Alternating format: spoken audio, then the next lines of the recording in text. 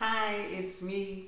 I'm the Zen Mommy, and today I want to talk about what's holding me back from shifting into the fifth dimension.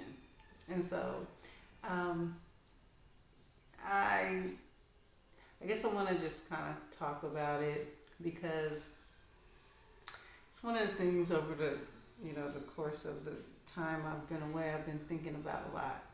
You know, what's still holding me here. 4D is unpleasant. 3D is even more unpleasant, but 4D, man, it can be unpleasant. And I started to, you know, my, I guess my higher self, my consciousness had been starting to bring up these subconscious issues, and some of them maybe are not that subconscious, but these issues started to come up, and I started to ask myself, you know, why am I here? Why am I in this reality? Why is the world behaving this way?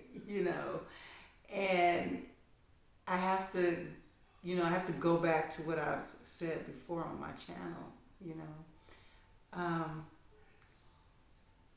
when things are going wrong or crazy things are happening to you, the first thing that I do is I say, why am I manifesting this? Why am I creating this? Why is my frequency matching the things that are coming into my life that are just unpleasant? And I started thinking about that, over the time that I've been away, not making content. And a few things have come to mind.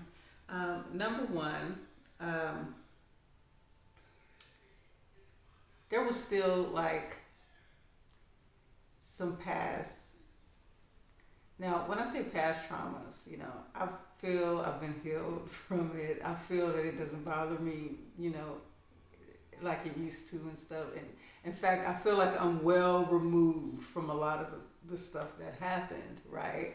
But what happens is sometimes your subconscious mind is holding on to something that you're not even thinking about. Because number one, when a thought drops into your subconscious, it's literally something that your conscious mind is avoiding or is trying to pretend doesn't exist, right? Like for example, say I used this story before. I used to have growing up.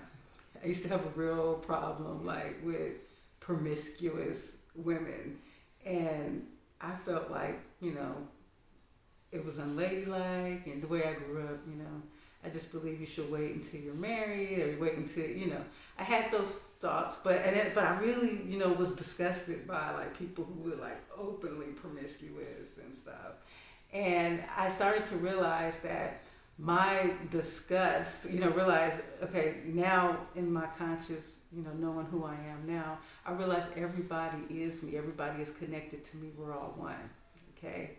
And so the disgust I feel is usually when you're that strongly about something, that it usually means it's a reflection, and the reflection was is deep down there was a part of me who decided to wait until I got married, till I got older and everything.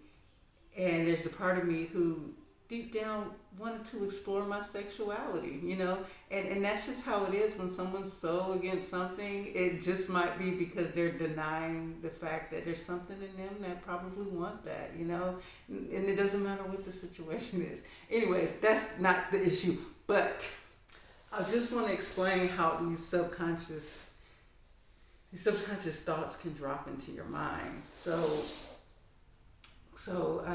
what can happen is, maybe something happened in your life as a child, right? And so, I guess I'll use this example. One of the issues that had come up for me is I had a subconscious trauma with as a child with Child Protective Services, CPS. When I was a little girl, CPS took me away from school, and they came to my school, and they manipulated my. They asked me questions that manipulated what I said, and they manipulated me to say things. And I'll tell you exactly how this happened. So they were like, the way they're like, oh, we're here to help your family. Depending on what you say, we can help you out. We can bring more food to your family, and we give you things and do all this stuff. So I'm thinking, oh, I need to tell her that we need more food. So, she said she's giving more food, and the truth is we had enough food. But what happened is when we would run out of the things we like the sweet things and the treats, we would want more. We're just kids, right? And so I was thinking, yeah, we could use food. I was manipulated into saying that. And the moment I said it, she said, oh my God, we're taking you right now. And I'm like, what do you mean you're taking me? And she took me and my brother, did not let us say goodbye to our mother, and took us away to foster home. And I really never saw my mother again. I mean, I had a visit with her, but after that visit, I stayed in there until I graduated. I went to many foster homes. I got treated very terribly by these people. And okay, so that was my background, right? My husband also had the same experience. He experienced foster home at a young age, and he had the same, issue with CPS, taking him away, and so now all of this I had worked through, my mother traumas, the traumas of not having love because my mother didn't love me, attracting people in my life that don't love me, attracting foster homes that don't love me. I had dealt with those traumas, right? So that's not the traumas that was coming up, right?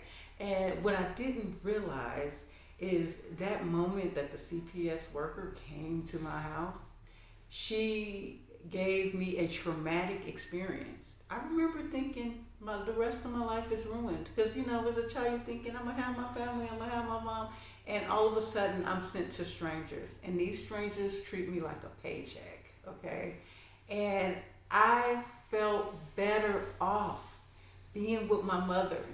She definitely wasn't perfect, and definitely I could have done better, in the parent department, period. But at least I felt more loved. I felt more like a family type of feeling than I ever felt in those cold homes that treated you like a paycheck and an outsider. And, I regretted it, and all my life, I blamed myself for saying that. I thought, if I just didn't say anything, if I just didn't tell her that, if I just didn't, and as a child, I didn't know she was manipulating me. I didn't know that was happening. It was so unfair.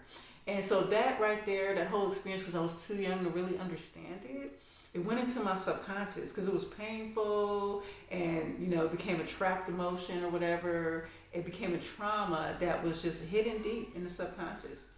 And so we moved to our new area here, and I'm pondering the things that things are slowly coming up as to why why am I not in 5D, you know what I'm saying? And little things start showing up into our life, and so I'm sitting here at my house with my family. We move here, we meet the neighbors, and we go over their house for a birthday party, and we just go and hang out and talk and stuff. And I for a long time, I haven't really had, besides my husband, who is my best friend, and I'm fine with just him, but I haven't had human contact as far as having girlfriends or family or people to talk to, stuff like that. And I didn't really have a family because of this whole foster home thing, right? And I didn't really have much because I grew up in a church that disconnected me from everybody, and I didn't leave till I was adult. And so I, felt like, okay, let's get to know the neighbors. They're friendly enough and whatever. And so we go to their house and we hang out, and they're like, oh, you're, they were like, if your son can, my son was so excited, he was playing, it's been hard for him coming to a new area. We're homeschooling, so he's not, meeting. And I'm trying to find when I was homeschooling in California, I had a homeschooling group that we were meeting with, so he always had friends to play with. And so I was like, okay, I let him go over there. And then the next day, he comes home, and not to say, well, I'll just continue to explain the situation. Okay, and so the next day he comes home. Within a week later,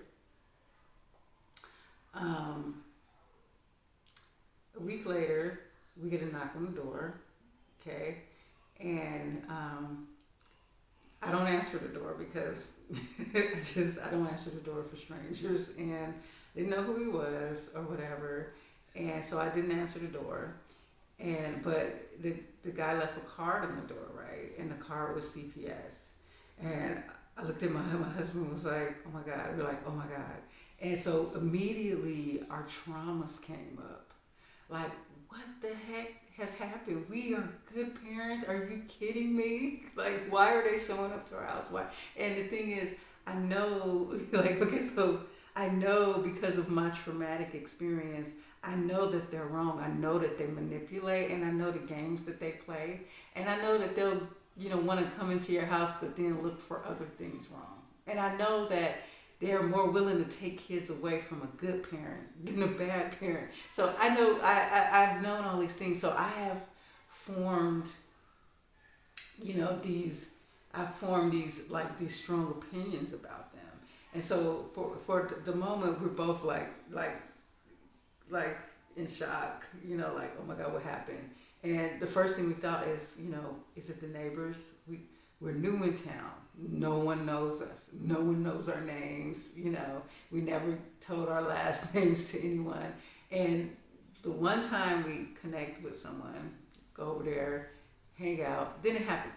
Now, I'm not saying it was them. And this is something him and I had to come together and talk about from a God, a creator, a spiritual perspective. What's going on here?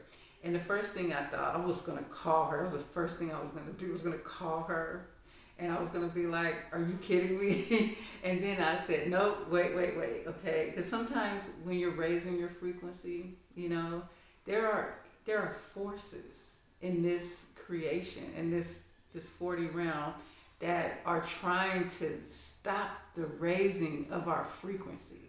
That tries to just throw little things at us to kind of trip us up. And so he knocked on the door and everything, and so I immediately started looking for a lawyer, looking for rights, and trying to figure this out.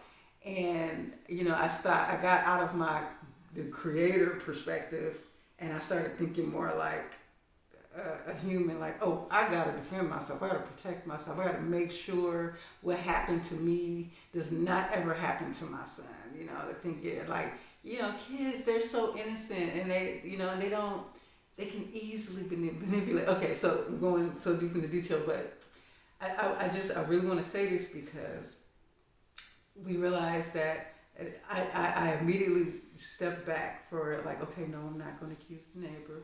Okay. This could be an accident. He could be at the wrong house. We just moved here. It could be the previous tenants that lived here. It could be that he might be coming to ask questions about another neighbor house. And so we started to think about that. We had to start looking from the creator. First, I asked, how did I manifest this? How did this come into my life? Why am I attracting a CPS agent at my front door? And so, first thing first, I'm homeschooling. I told the neighbors I was homeschooling, and they were like, "Are you ever gonna put them in regular school?" I don't know if they, that's what I thought. Like maybe they don't like the fact that we're homeschooling or something. And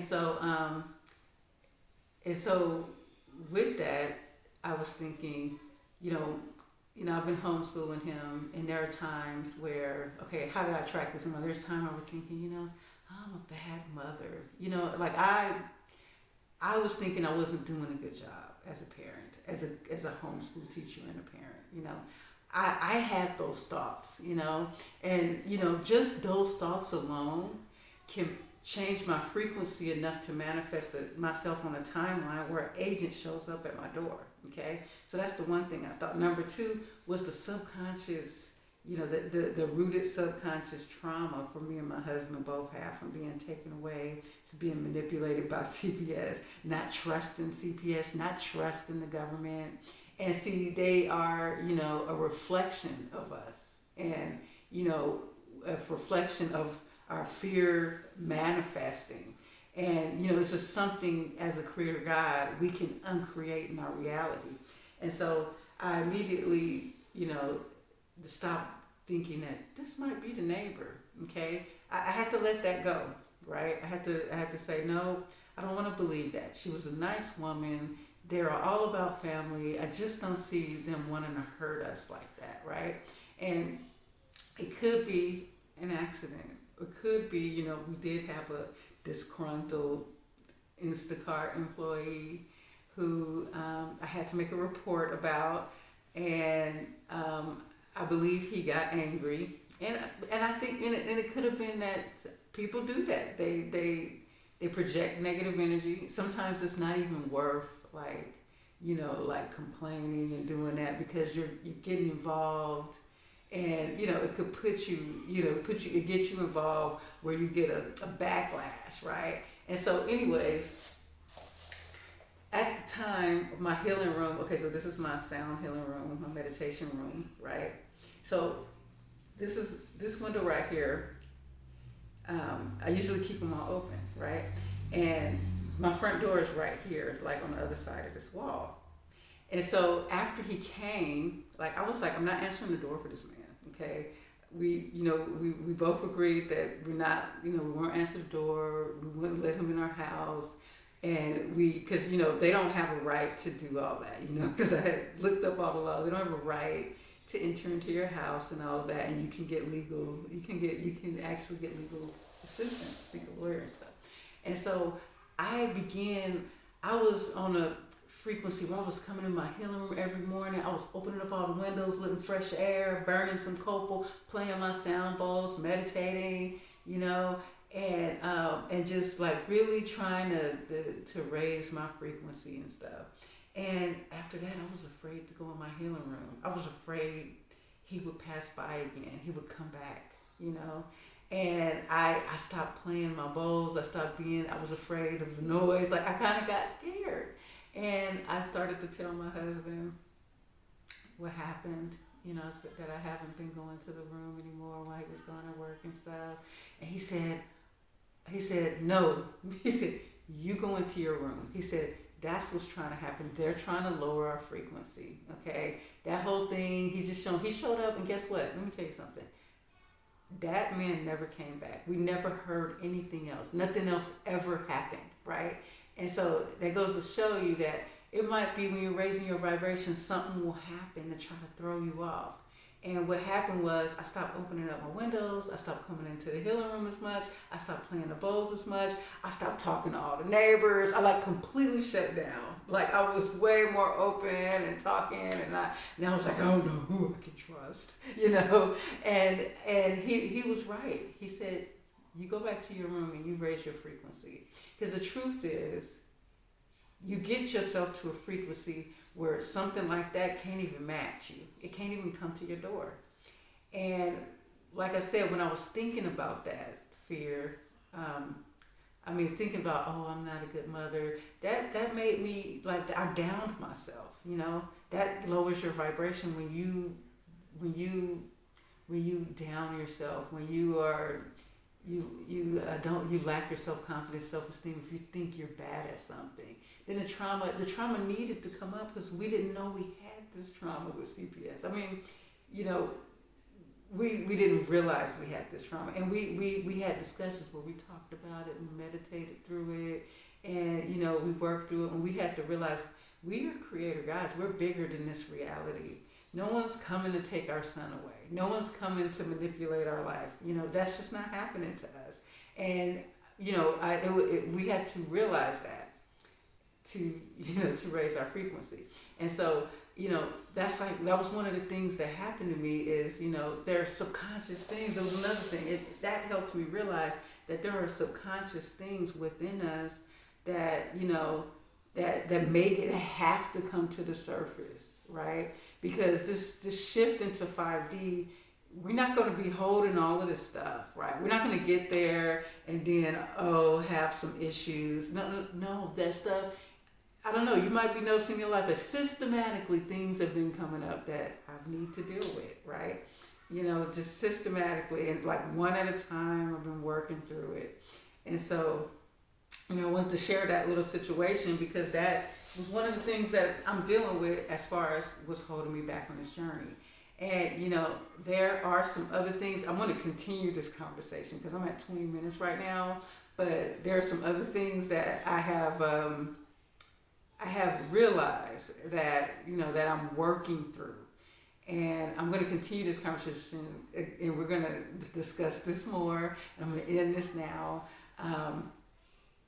Thank you for watching and joining me today. Welcome to my channel if you're new. Sorry I didn't say that at the beginning. And I still have my email list, and I'll still be contacting you guys on my email list.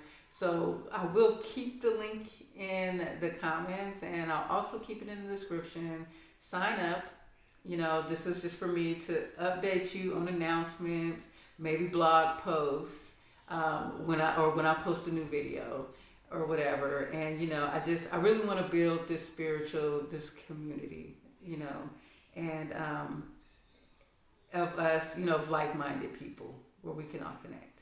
And so thank you for watching. Namaste.